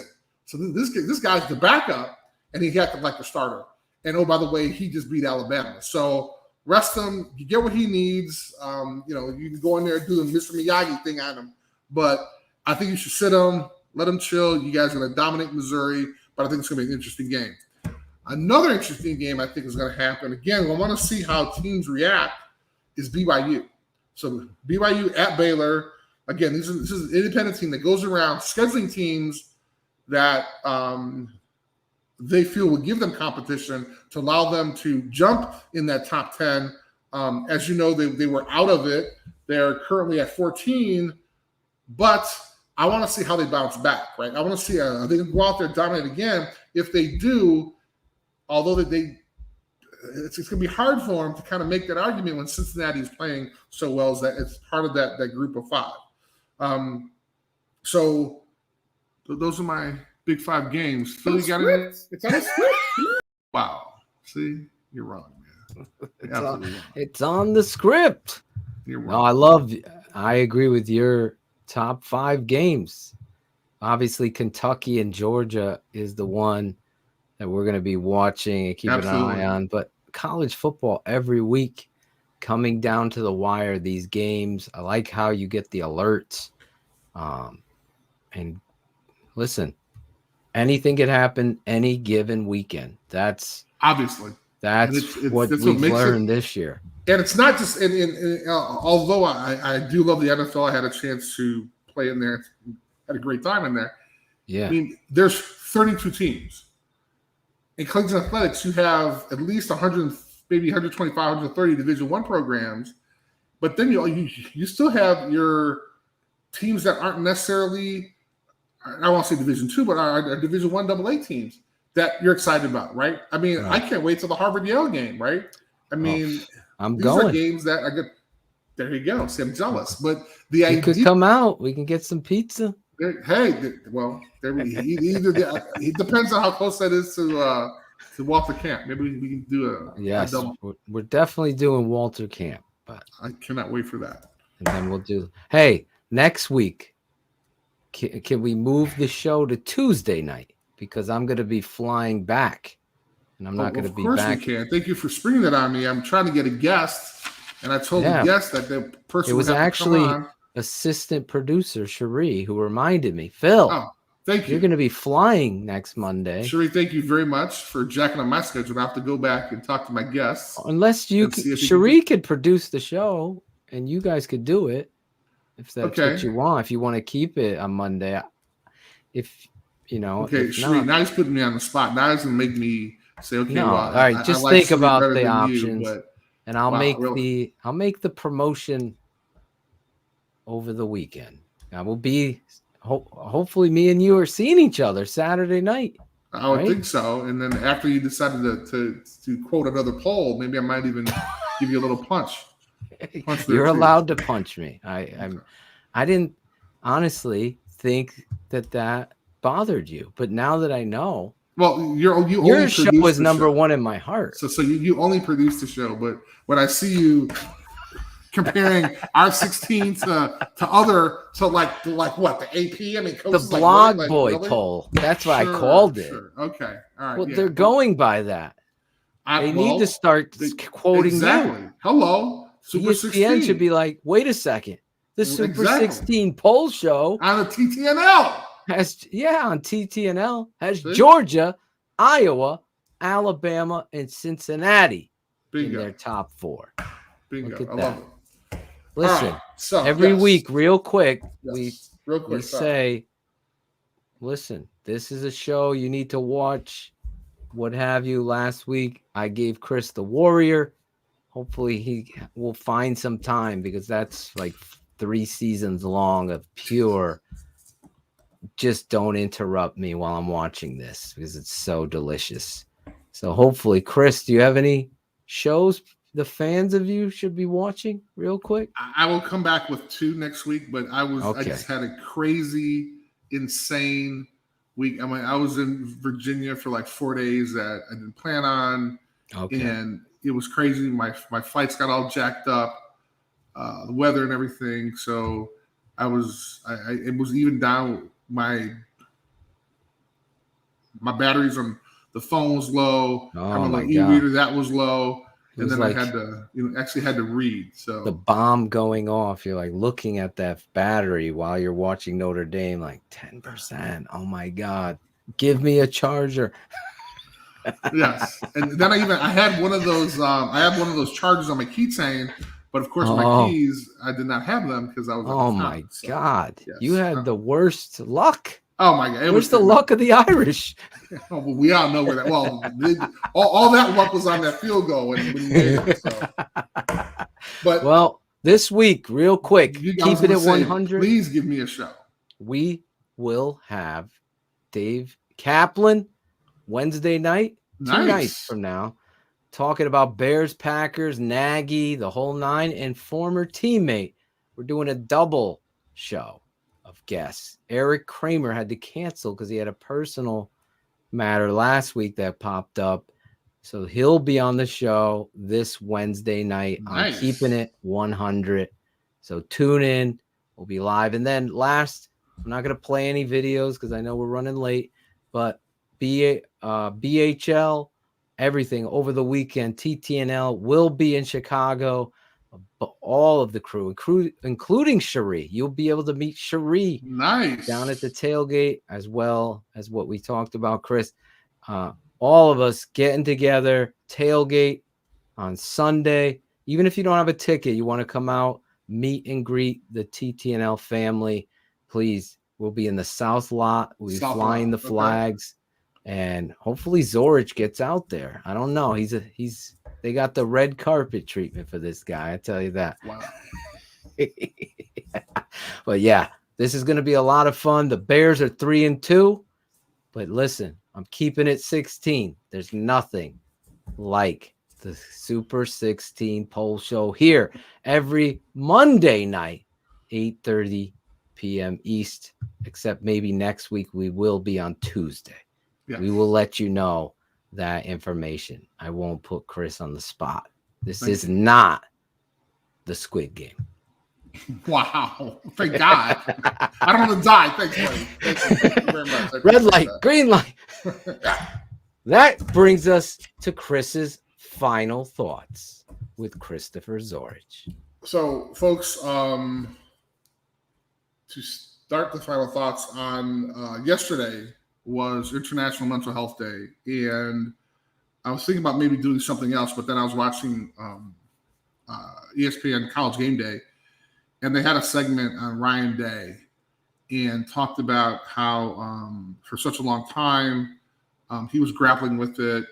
It was hard for him, obviously.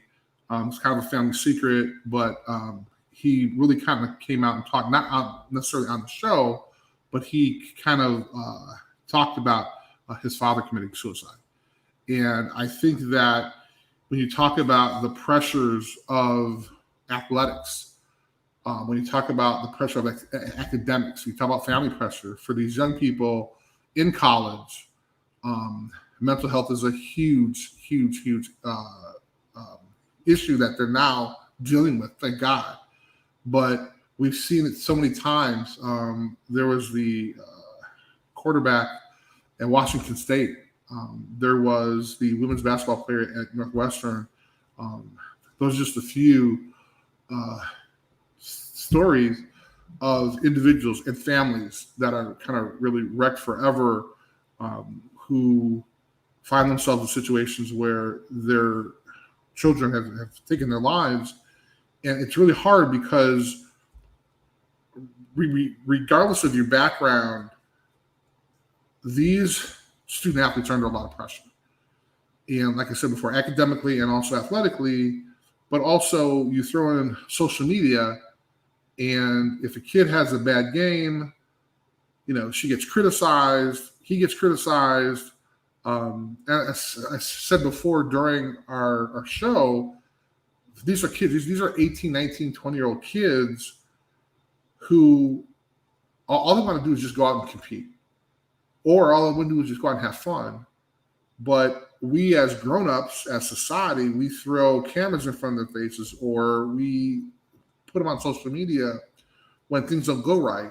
And that's really not fair. I mean, and you've seen it outside of the collegiate level. You've seen it with Simone Biles, right? You've seen it with the tennis player recently. I'm forgetting her name, but the idea of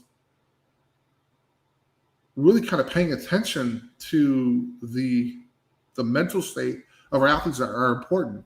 And the NCAA, as far back as maybe 5 or 6 years ago, really kind of took these things very seriously now, and they're providing programming, which is great. But I think it's the responsibility of the schools as well. If they're going to ask us to compete, if they're going to ask these student athletes to compete in the classroom, on the field and everything else, then they need to provide them with the assistance through mental health and wellness as well. So that's kind of my thought of the day. It really kind of circular. It really talks about our student athletes who are in college. And that's really something that has changed over the years. I mean, no one was talking about mental health when I was in college. And there were kids that were unfortunately doing the same thing that kids are doing now, but they now have the help. And it's encouraging to see the NCAA taking on that responsibility, providing assistance as well. And you're now seeing schools employ full-time therapists now, which they have in the past. And when they've done in the past, they've been sports psychologists. They haven't been individuals that are caring for the student athletes' mental health. So that was my thought of the day. And really, I was thinking about something else, but then when I saw Ryan Day talk about it, I was like, wow, this is really kind of something that's not only close to him, and I'm glad that folks on college football game day thought it was important, because it's sometimes an issue that folks don't like to talk about. But at the end of the day, mental health and wellness really affects everyone. So in honor yesterday of World Mental Health Day, I wanted to kind of talk about it on our show. Great stuff, Chris.